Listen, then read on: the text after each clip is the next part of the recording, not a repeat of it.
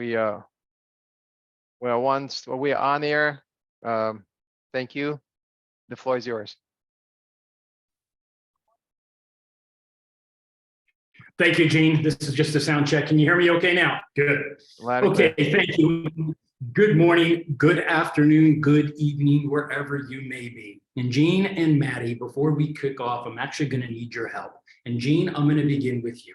I'm going to ask you to unmute, and Madeline, I'm going to ask you to unmute.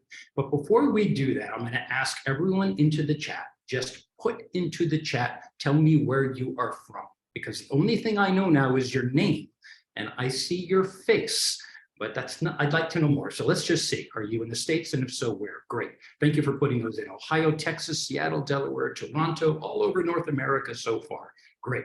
Okay, Gene, what I would like you to do to kick off this meeting, I want you to take a look at that mountain. Everybody take a look and think about where you are on your proverbial mountain. It may be personal, it may be professional. But Gene, what I would like you to share, and to Isia from Columbus, Ohio, thank you for joining us, and Garcia, and Max from Berlin, thank you for coming in from Germany. Gene, as you stay in New Jersey, of course, Ashish, let's give credit to the people across the river. I am on the Columbia campus right now, and it's always good to welcome everyone crossing the George Washington Bridge, including U-Bomb, who comes through the Holland or the Lincoln Tunnel. Gene, if you were at the bottom of the mountain, tell me what you would say to yourself in a moment of introspection. Me personally? Yes, you. Just read the screen, look at the screen, and read it to me. That's all I'm asking you to do. One day the world will ask you who you are. One day the world will ask you who you are. And Madeline, if you would be so kind to unmute, give me the punchline. And if you don't know, the world will tell you. Everybody into the chat, on a scale of 1 to 10, if 1 is you think that is a bunch of hooey, and 10 is I absolutely believe that to be true, put a number into the chat. Let me see how you think about this subject. All right, Gene and Maddie, look at all the numbers that are coming through. They tend to be on the high side. So let's begin with the fact that we could probably coalesce around Carl Jung's quote that if you don't know, the world will tell you. Well, that begs a much bigger question. Who are you then? And I'm going to need another volunteer. And if not, I'm going to call on somebody. But before I do that, take a look at this picture. If you know who this gentleman is, give me a yes. If you don't know who he is, give me a no. Go ahead and put it into the chat. All right, we're getting a lot of yeses. Thank you. Hey, and Jim, if you would, Jim, I know you were yes early in the chat. Could you unmute and give me a sound check, please? Yep. Hello, Jim. Jim, you know, who is this gentleman? Jamie Dimon. He is the CEO of? Morgan Chase. Correct. Now, one thing, hang in there. I'm going to use something, a rhetorical technique I use often called the rule of 3. And I'd like everybody to consider, if Jamie Dimon were speaking to you, and he is the consummate Wall Streeter, he would talk about what are the characteristics of the people that we either want to recruit or we consider for leadership positions. And I say that because I'm a coach to JP Morgan, and I really like working with them, but he says it in the frame of 3 things. Jim, when he says, I'm looking for employees and I'd like you to exhibit one of 3 things, what's the first thing he says? Capability. All right, capability is only 1/3 of the frame. What's the second thing that he says? Character. In fact, what he begs the question, do you align your actions and your words, and do you deliver on your promises? But here is the most interesting part of this frame that is unexpected to anyone who has not been on the Wall Street landscape. Number 3, Jen. How you treat others. So consider that. And to some people say, well, maybe that's a bunch of BS. And you may be skeptical, but I've been within those walls for many years, and it's remarkable to me. The frame by which he communicates for leadership positions is both unexpected and also incredibly cool. How you treat other people actually matters. Now, I'm using that as a setup because I'd like everyone to do something, if you would please. If you have a piece of paper, or perhaps you have a Word document open, I'm going to ask you to draw on your piece of paper a vertical and a horizontal line. I'm going to give you a second, or if you're in a Word doc, that's okay. You're just going to write 6 words. And what I'd like you to note, on the left-hand side, look in front of you, right in front of you. Don't overthink this. And what I'd like you to do is to record on your piece of paper 3 objects right in front of you. Make it quick. Take a look at the visual. What is in front of you? I'd like some of you to do, if you would please, toss into the chat at least 1 object that you've listed on your 1 of 3 things. Let me see what you see. Okay, a cup. Thank you. Computer, glasses, coffee cup. Very good. A lamp, a candle, laptop. Okay, pretty obvious stuff. Okay, now I'm going to ask you a question. Gene, what's the big question of the day right now? How do you feel right now? Right, think about how you feel right now. Now, on the right-hand side of the page, what I would like you to do is identify 3 emotions that you are feeling right now and put it into your paper. 1, 2, 3. So we are contrasting the mind. The mind guides the eyes, the eyes see the objects in front of you. And now we're going inside. We're going to take a look at the heart. And we're going to ask you to identify 3 emotions. All right. Belusu, or is it Canis? I'm not sure which is the first one. Hungry, happy, a bit hungry, it's lunchtime, and curious on this session. Well, that's good. Nervous, thank you, Charlene, I appreciate that. Attentive, okay, that's all good. Give me a couple more, let me see it. Fulfilled, Chris, I am delighted to see that. Excited, happy, focused, this is all very cool. But here's the interesting part. For any of you who may have taken a little bit more time, if you consider, and think about this, consider something I'm about to say. But before I do that, note that when it comes to emotions, and I ask you how you feel, there are 300 words in the English language that are used for emotional expression. Here's the interesting part. Of those 300 words to express an emotion, 100 of them are actually negative. There are many ways to do that. Look at the right-hand side, though. If you are feeling despondent, take a look at the person on the right. Her body language suggests to all of us, no matter what country you're from, it's universal. She's feeling quite sad. And here's the tough part.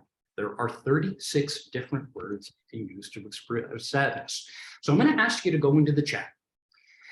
Put in what was harder for you to identify, the objects or the emotions. Please put one or the other, objects or emotions. What was more challenging to identify? Jean and Maddie, take a look at this. What we're seeing now is emotions tend to be overridden or tend to be much higher than what they see. Does that surprise you? Jean, does that surprise you? Yes and no. I think it surprises me a little bit. Okay, well, here's why. I ask all of you, if you had written down what you saw, glasses, a computer, and a laptop, okay, cool. But think about your emotions and the big question. Maddie, what's the big question? What is? The cost of misinterpretation. Indeed, so think about this. If you are feeling a certain way, and it's 1 of 300 ways, and somebody misinterprets how you are feeling, it tends to guide their actions. So part of the big lesson today, what is the cost of misinterpretation? We tend not to be misinterpreted by the things that we see, but we are often misinterpreted by the things that we feel. You may feel one way, you walk into a room, somebody misinterprets it, and what happens in the action? It could cause all kinds of dissension. So the second learning outcome today, what I'd like you to consider, I'm a mountaineer. I put one foot in front of the other when I climb a mountain. A friend of mine is a pilot, and when I ask her about flying the plane, she says, I don't fly the plane. The plane flies itself.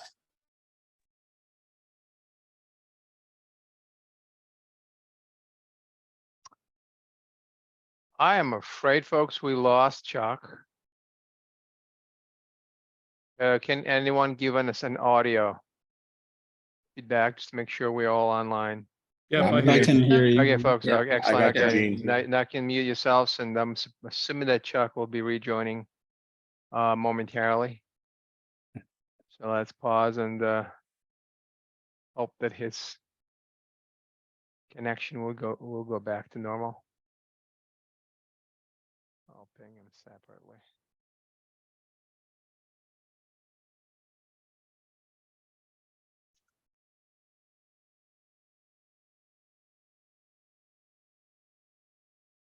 Meanwhile, hopefully everyone is enjoying their Friday. And while we're waiting for Chuck to rejoin, if you have any questions, I think he would welcome it. See if you can prep them for him, and you may actually ping them in the chat window. Let's see.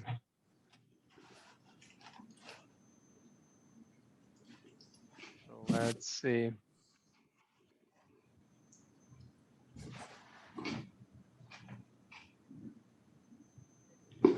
I wonder if there's a way to pause recording. Perhaps I should do that.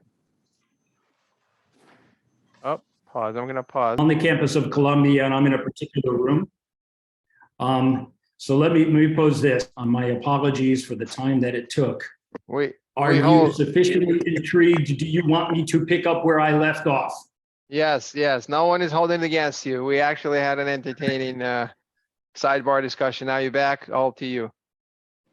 Oh, thank you much. Well, let's see. I'm confident. At least I hope. I've never had that happen. But let me come back to this. So thank you for your patience. Yep. We're on air recording, so. Okay. No worries. Anytime, yeah. Yeah, I'll be right back to you. Let me just get reset up.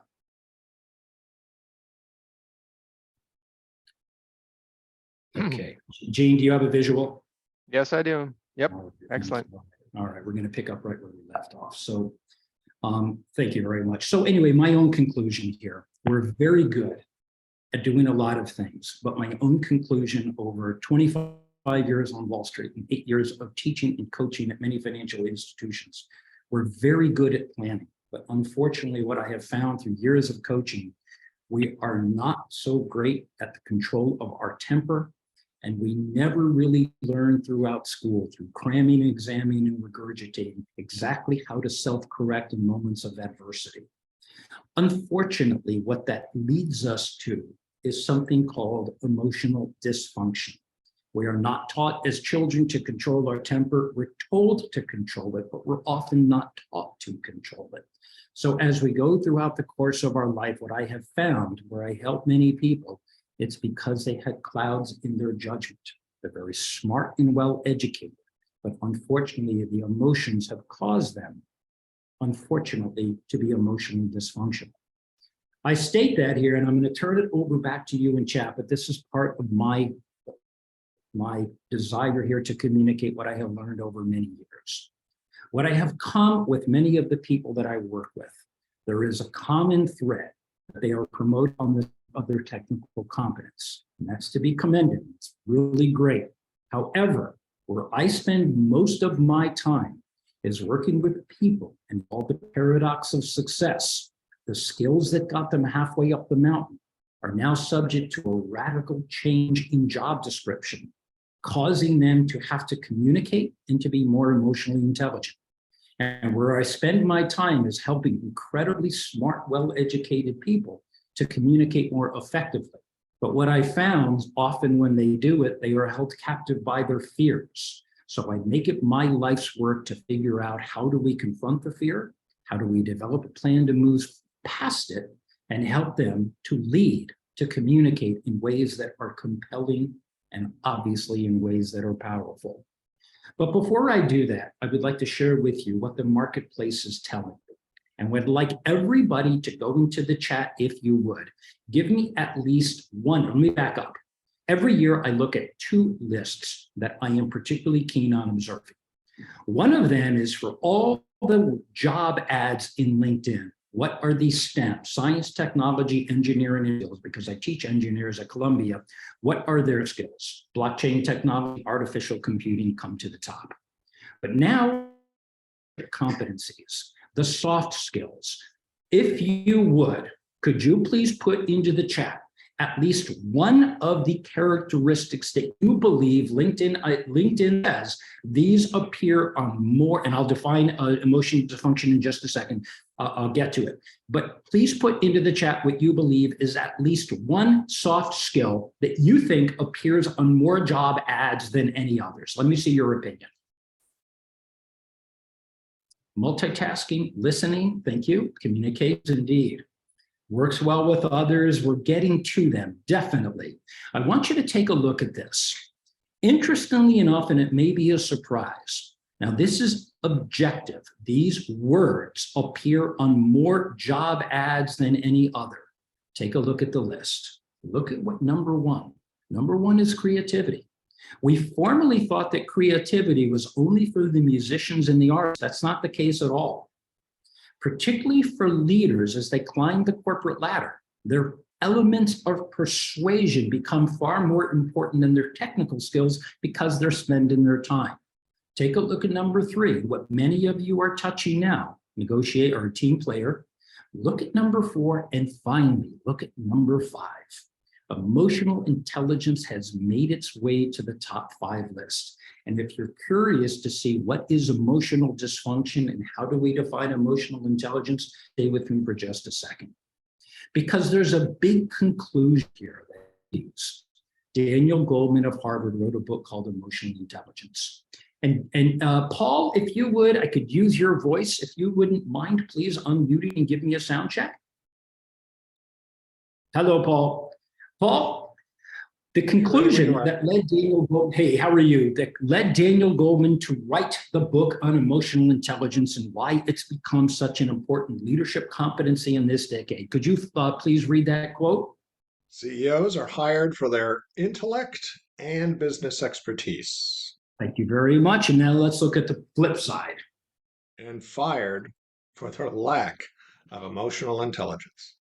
Beautifully said. In fact, if you look at the case studies of Uber and many other companies, often when they tell you that they have left the company for personal reasons or to do other things, what I know, because I'm the coach that stands behind those that are getting fired, they get fired for their lack of emotional intelligence. Back to the Jamie Dimon, how do I treat people? What I'm suggesting here, and what I hope I can encourage and inspire, particularly my students at Columbia, to recognize. I teach in the engineering school and in the School of Public Health at the graduate level. And many of my students come to me and they talk about the left side of their brain. That is what has been promoted as what they are told is what's most important. I don't disagree with its importance, but it's only half of their brain. When they come to the United States and they want to work for the companies that hire me to help people climb their way to the top of the mountain, what we find is the other side of the brain is often not activated or untrained or potentially prepared to do the task as offered. So the big question, Paul, what's the big question? Are we operating at Half or full capacity? Very good. So think about this for your children, for your colleagues, where we reward and admire people for their intellect, for their IQ. What is really the world has come to demand a much greater capacity that involves both sides of the brain. So let me introduce myself, and I'm so sorry for the time taken on that lapse of power, but here we are. Then thank you for your time. And Gene, thank you for the opportunity. I represent 2 organizations. One of them is my own, and my consulting company is called Climb Leadership. I am an executive coach to many financial institutions, fintech companies, and a few big tech pharmaceutical firms. Also, I teach at Columbia in the graduate school. I don't know very much. I'm probably the dumbest guy in this room, but I do, and I have developed over the course of many years 2 domains. One of them is helping you on your outside, that's public speaking. The other is helping you on the inside, how to stay calm under the weight of enormous expectations. And what I do is very much in the realm of professional and leadership development. My pedigree, so you know who I am. I spent 14 years under the tutelage of a guy named Mike Bloomberg, and I was his public spokesman for 7 years. I spent my time at that organization traveling around the world, pretty much doing what I'm doing now with you, but now I also teach it in addition to speaking a lot. You can find me on chuckgarcia.com, and my brand is A Climb to the Top. My book uses mountaineering as a metaphor for how to climb careers, but instead of an ice axe and crampons, it's the communication tactics that I developed over many years of public speaking. Also was a radio host on 77 to ABC in New York, and an executive producer on a television pilot that we are trying to sell to the streamers and to the networks. The reason you see all the mountaineering references is because I am a mountaineer, a bit accidentally, but mountaineering has taught me more than anything I ever learned in a classroom, and I use the inspiration driven by the people guide me up the mountains to be able to climb. But I will say, before we get into the heart of it, and I can define emotional intelligence, throughout all of my years, I have come to only one conclusion. I don't know very much. Yes, Lydia, my book is available. I do have an audio book. Climb to the Top is on PDF, audio, and hardcover and softcover as well. But thank you for asking. I have learned one thing. And Madeline, I'm going to ask you if you could sound check and please read what the one thing I have learned. And this is the only thing that I am certain about in my life. Can you take it away? Yes. Seek first to understand. So to all human beings out there, seek first to understand. Now here is the second part. Then to be understood. And In that order. in that order. So please, everybody into the chat, type in, if you would, 3 words, in that order. So think about the enormity of the statement. We are in a political environment where Republicans and Democrats, in my opinion, are not talking to each other. They are screaming at each other. They are talking over each other. I understand and appreciate there are differences. But I'm really disappointed that we seem to be in a world where we no longer can be friends with people that we disagree. And that's a general statement and not true all the time. But what I find in the executive world, I teach companies to try to collaborate. What I find is it's dominant power plays. I'm right, you're wrong. What many people don't do, it's right out of Covey's book, 7 Habits of Highly Effective People. They are often triggered and unable or not unable. They always don't know or untrained. So the first tactic that I want to talk about today, if you find yourself in a situation where you are better off not talking, unfortunately, when we are triggered, we tend to emotionally come in and talk very fast. First thing to consider in your mind, if ever you are in an argument, stop talking, start counting. Count to 1, 2, 3. That's all, just do that. And you do that, we begin to breathe. The way the musicians are taught to play an instrument, we are not taught to speak that way. And I think it causes a whole lot of problems that we speak too much, we speak too soon, we speak too fast. So think about giving yourself a little bit of runway. And welcome to emotional intelligence. I can't get into wait exactly. Why am I talking, Paul? Spot on. Best thing to do is once you've said it, you can't unsay it. But if you stay quiet for 3 seconds, 5, 7, 17, whatever it is, that gives you time to regroup, and it's a cooling off period. So I'd like everybody to consider what I'm looking at right now. If you've ever flown JetBlue Airlines, could you please give me on a scale of 1 to 10, your experience, with 1 being horrible and 10 being absolutely astonishing? Okay, it looks like Charlene, you've had a bad experience. Gene, pretty good. Any other opinions on JetBlue? Okay, 5 right in the middle. Whether you've flown, if you arrange the word listen, indeed, silent and listen is the same word. Very good. I appreciate that. I give for okay, very good. That's why we like JetBlue. Well, I want you to consider if you were ever on this flight. August 9th, 2010, flight 1052 to JFK was on the tarmac in Pittsburgh, Pennsylvania. And if you were on that plane and you walked in, you would notice you were met by some pretty friendly flight attendants, including that one. And people said that. The flight took off. It's 55 minutes. It landed in JFK unceremoniously on time. Gene, I'm going to need you for this one. At the moment that it landed, the captain said, your seatbelt's fastened, don't move, just wait. And then somebody on that plane did not feel that the rules applied to them. They disobeyed the captain, they unbuckled, they went up to the cabinet, they opened it up, and they started taking down their bag. At that point, the flight attendant in the back and it was all in the back. People couldn't see it. He got into a scuffle with the passenger as he asked him to please put it back. Passenger had a hard time listening to the flight attendant. Flight attendant walked out of the plane. And Gene, what was he heard saying on the intercom? I've been abused by a passenger. Keep going. I've been in the business for 20 years. I've had it. That's it. That's it. And when you hear the word that's it, that's generally not good. What did that flight attendant do? He then opened up the refrigerator and he grabbed a beer. He then grabbed another beer. He then took his right hand, he pulled the chute and he opened up the emergency chute. And within 5 seconds, he slid out of the chute. And Gene, what did he scream as he was sliding down the emergency chute? I'm out. I'm out. He then stood up. He walked into the terminal. He walked to his car and he drove home. You can imagine the chaos that ensued in JFK that day. Stephen Slater then went on to a whole bunch of television shows and he went on to Larry King. And his name is Stephen Slater. And Gene, on that moment that he popped the emergency chute, what did he become? Former JetBlue flight attendant. A former JetBlue flight attendant. The following day in New York City, on the headlines, it said plainly nuts, freaking flyer. And what they said when he was interviewed, it was a liberating act of self-care. And they asked him how he felt. He felt exhilarated and free. Stephen Slater then gave birth to an entire set of new products, including the Slip Q. You can't fire me, I quit. So people then were so inspired, they want to jettison their way from the bad boss. What the heck happened? Stephen Slater then went on to Larry King Live and he said the following. I was in two completely opposite places at once. I was in a state of pure rage and anger.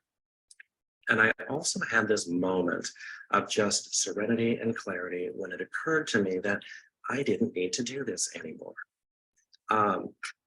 I saw this golden ray of sunshine just through that little porthole, and I thought to myself, you know, my car's just right across that ramp, and it's a beautiful beach day, and I think it's time to go, and that's a quick way to do it. Didn't stop and think to myself, kind of an appropriate way to leave, you know, a 20-year career, obviously not.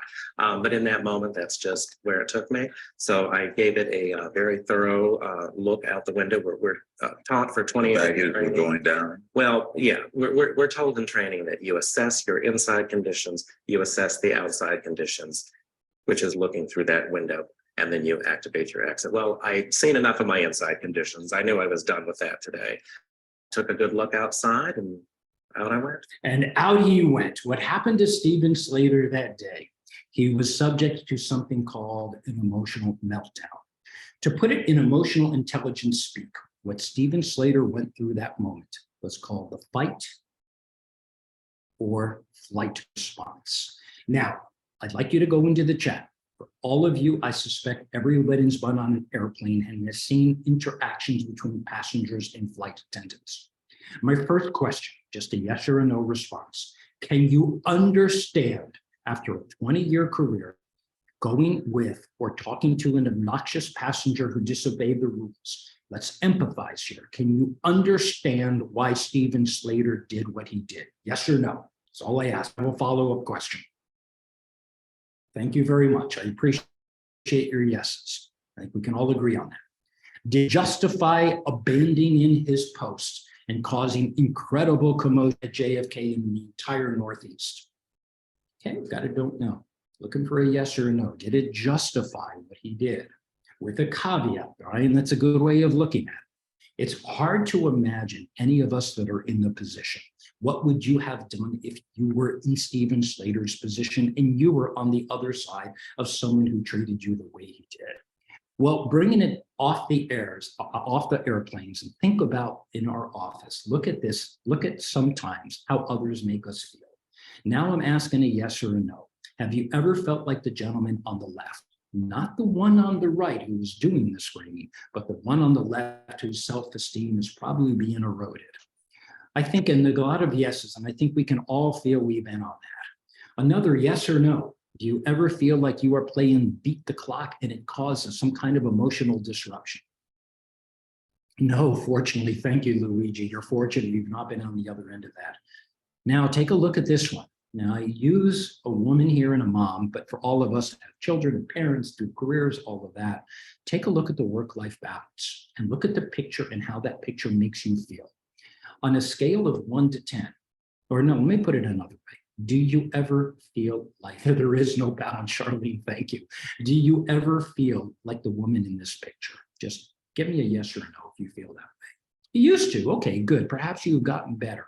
And maybe we have learned to deal with all of this work-life balance because what we know, it is causing a level of anxiety I've not seen before. And Lydia, I appreciate, looks like. So what I'm really talking about, and I'm mindful of our time here, and Jean, you tell me when we need to leave so I can balance this accordingly. But what I'm discussing here, and what I hope I can encourage you to redefine what it means to be smart. I spent my time cramming and examining and regurgitating facts and figures in college and graduate school, just like everyone else. And then when I got to Wall Street and I started assuming leadership positions, I said, I have to do better. Just being the smartest guy in the room, of which I never am. But even in spite of people's intellect, drive, all of that, what's their character? Do they align their actions and their words? Do they deliver on their promises? Do they communicate? Are they collaborative? These are the things. So what I'd like everybody to do is type in 3 letters. Type in the letter C, type in the letter T, and type in the letter R. Everybody in there, please. I'll follow my lead on this. Type in CTR. Okay, cool. These are the 3 letters that to me are the currency in your career. And none of them have to do where you went to school, if you went to Harvard, and I love Columbia University. I'm very proud to teach you. But what I've come to find out through the course of my coaching career, the currency, and this is written by a friend of mine from India named Suri Surinder, who wrote a book called The CTR Factor. What we really want in our careers is the things in the bill of goods that we are necessarily sold when we were in high school or college. But for C, I'd like you to type in C for the word credibility. Type in credibility.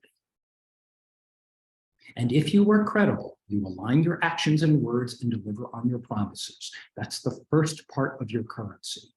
After the credibility, we get to the T. If you are credible, you begin to build trust. Type in the T for trust. This is what we're going for. We're going for credibility and trust. And if you are a trusted partner, don't have to like you, but I can trust you. That's even better. That leads to the R factor, which is respect. So think about your currency. Are you credible? Do you align your actions and words and deliver on your promises? Thank you. Very good. CTR, that's the way we think about this. Because when it comes to emotional intelligence, Jean, what does emotional intelligence address? It addresses the emotional, personal, social, survival dimension of intelligence. Very well, with great enthusiasm. Now, one other thing, and we're going to conclude in just a couple of minutes, something I'm just putting out there for everyone to consider. I really admire Google. Many of my students have gone there and I've done consult projects because they hire social scientists to figure out what this something called career cues. So I'd like everybody to type in the letter Q. Thank you, Max. Indeed, be careful what you promise and be sure that you were able to deliver on it. The career cues are the social scientists who have worked on things like emotional intelligence that have given rise to entire curriculums in professional development that end with a Q. So right now, you know IQ. But now what we're talking about is redefining what it means to be smart. Emotional quotient, adaptability quotient, and creativity quotient. But we're not done. We teach other things. We assess and examine the execution quotient if somebody wants to be a Wall Street trader. I teach EQ and CC, communications quotients, but there's plenty others. Because the reason I say that is our biggest threat to ourselves is our inability to manage our emotional triggers. And emotional dysfunction, the person that asked before, is when something deep down inside has triggered an emotional reaction that causes us to look or feel like the picture that you're looking at right now. If ever you have felt that way or you have been on the receiving end of emotional trigger, I encourage you to develop your EQ even more. And maybe high EQ, but each of us is a proverbial iceberg. Look at the picture. In what we show to the world, we only show them the tip. What I don't know if I met you. Life is 10%. What happens at 90%? How we react. Charlene, you took the words right out of my mouth. Life is also 90% of you is what I don't see. I don't know if you're self-aware. I don't know if you're motivated, but every time you act in a certain way, it leads me to conclude something. We want those conclusions to be right. So where I'm going to conclude with, and Jean, no, we're tight for time. We'll be done in just a couple of minutes. If you have not taken an emotional intelligence assessment, I encourage you to do so.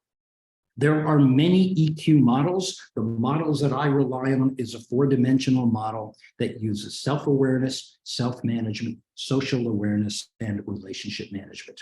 What you're looking at here, it's a lot of words, but I measured the emotional intelligence for a Harvard grad, a CFO at a large Boston-based investment management firm, smartest guy in the room and probably the least emotionally intelligent, and it cost him his job. When we looked and we went to measure his EQ, his office did not know he was going through a terrible divorce. He was estranged from his children, and he brought every day that emotional baggage to work. He never told anybody, kept it to himself until one day he exploded at everybody in front of him. And they said, we cannot tolerate this any longer. You have done enough of your obnoxious and divisive behavior. So we measured his EQ. Take a look at this. There's a scale. And if you find that you are low on any one of those, perhaps it's time to work on it. How do I do it?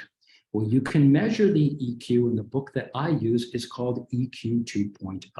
There are many books out there. This is one of them that teaches you a lot of the tactics. So what is our call to action here? Well, first, Jean, I want to thank you very much. Since we don't have much time to get into more depth, you can always link in with me, and I'll have my email address as well. Delighted to be of assistance to you. You can also, I have an assessment from my own website where you can find my book, but you can also take an assessment for leadership because I've seen so much time in leadership development. It involves 2 dimensions, your insides, your EQ, and your outsides, your ability to communicate.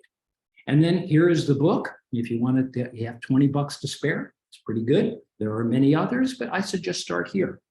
And then lastly, actually, I'm going to skip all of this just because we don't have a lot of time, and I suspect you guys are pretty good at that. So I just want to give you some parting thoughts. One, what we are really doing in emotional intelligence is building our own mental fortress. This is what I wish I knew when I was getting educated. I spent too much time in the examining and the cramming of the books and not enough learning how to be mentally tough. I've gotten through that now pretty well. And when I think about the books that have had a massive impact on me that I'd like to share with you, one of them is the book that I wrote. But when it comes to emotional intelligence, there are 2 outstanding books.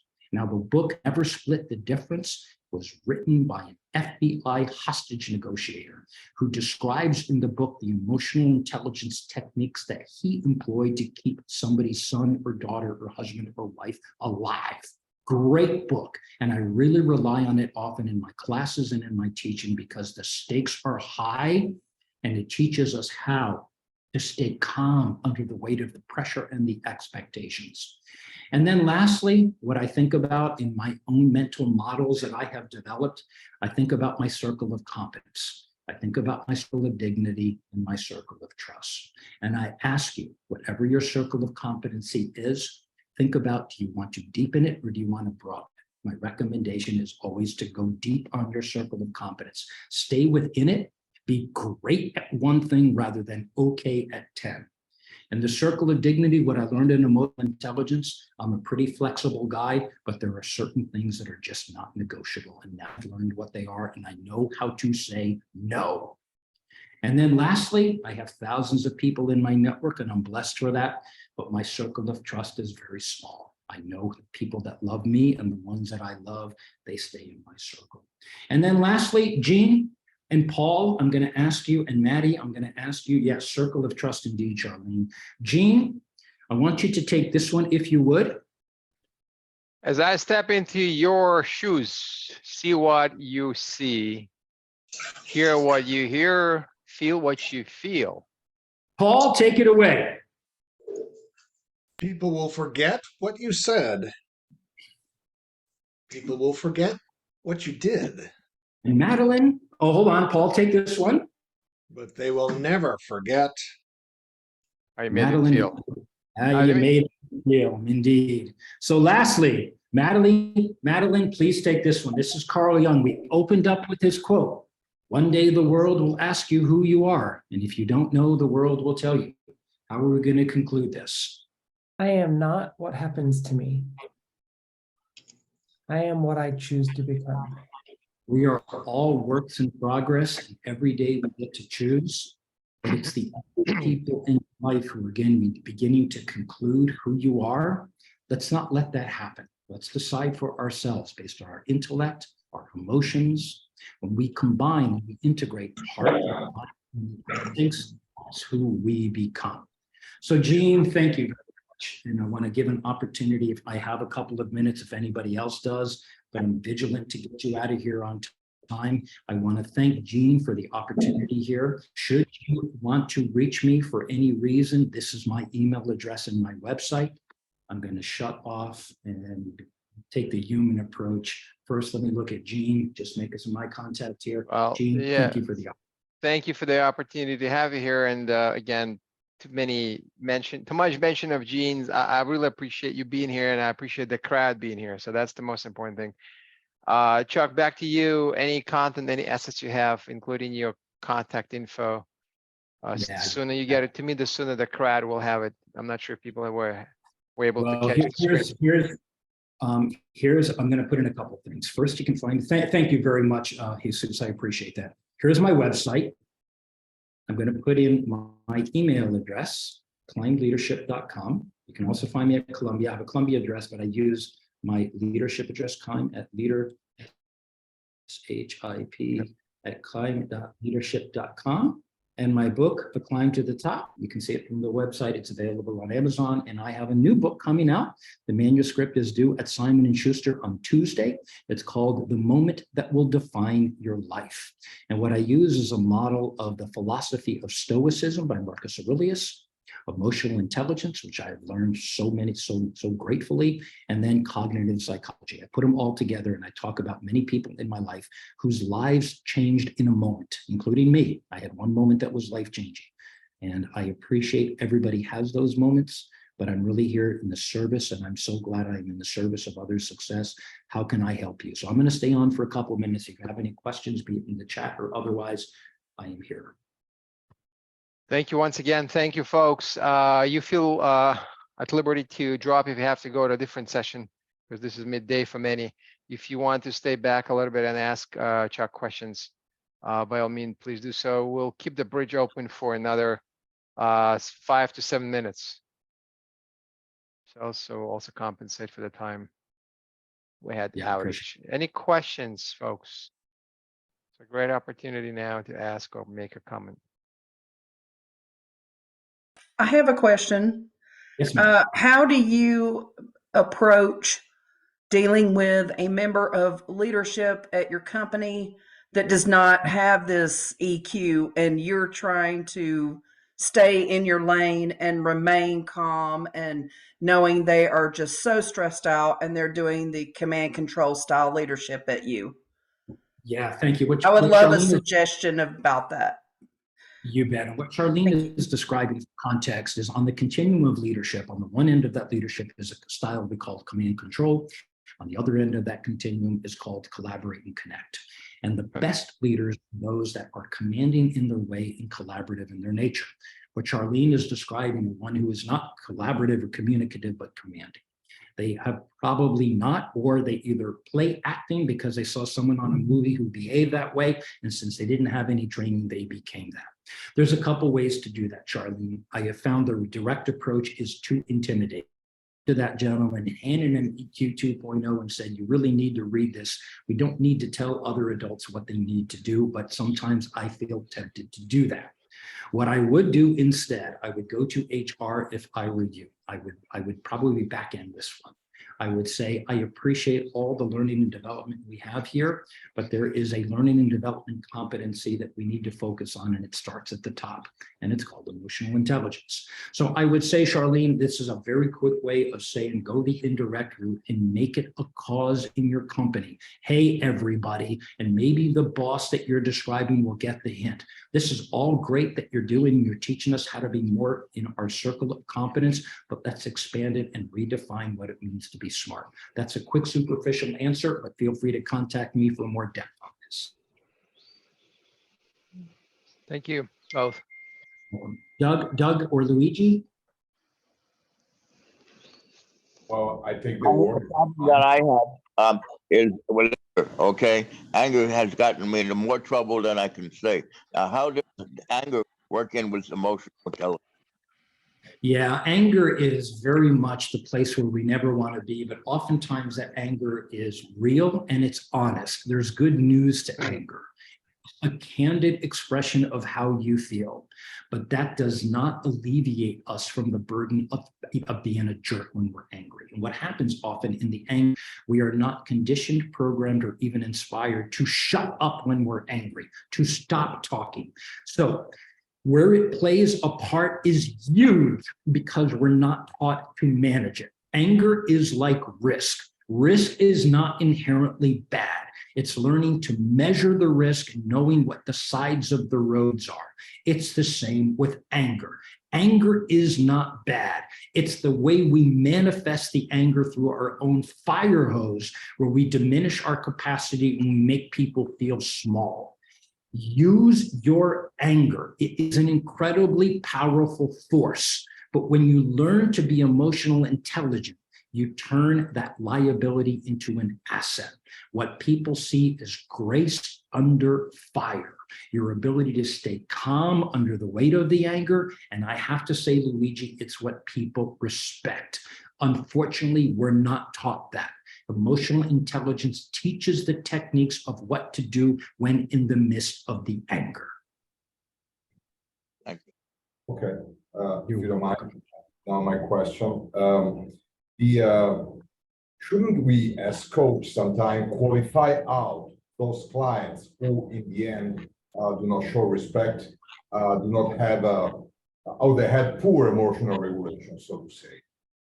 What's your suggestion, since you are as a coach as well? Thank you. Well, yeah, and I'm surprised. I thought when I started my coaching practice, my first domain is public speaking. I thought it would be that, but what I found is I was dealing with so many angry executives whose marriages were on the rocks, whose children were estranged. So I'm feeling you, and it's not because they're bad people. They just didn't know how to manage the balance between all of it, and it came out in emotional dysfunction. I think as coaches, this is my own humble opinion. And I don't want to speak for other coaches. I can only speak for what I've seen. I think too much of the coaching practice is based on the technical competence and helping them to be marginally better at what they do, instead of expanding from the left brain to the right brain. I think most coaches should figure out what are people afraid of. And I'm afraid people don't touch on that. The reason we act our way, whatever that is because we are hijacked or held captive by our fears. And until we admit that, face it, confront it, and form a plan to move past the fears, we don't. We just get more angry, we get more loud, we get whatever that is. As coaches, I think everyone should take a step back, learn the art and science of some of these career cues: adaptability quotient, cultural quotient, positivity quotient. They're out there, and most people, they poo-poo them, and I don't know why. Anyway, that's just my suggestion, to change the way you think about what it is, what value you can add to your clients. Thank you for that. So folks, I think we can take one more question and we will wrap this up after. Well, I have one. Lydia, please. I have one, Gene.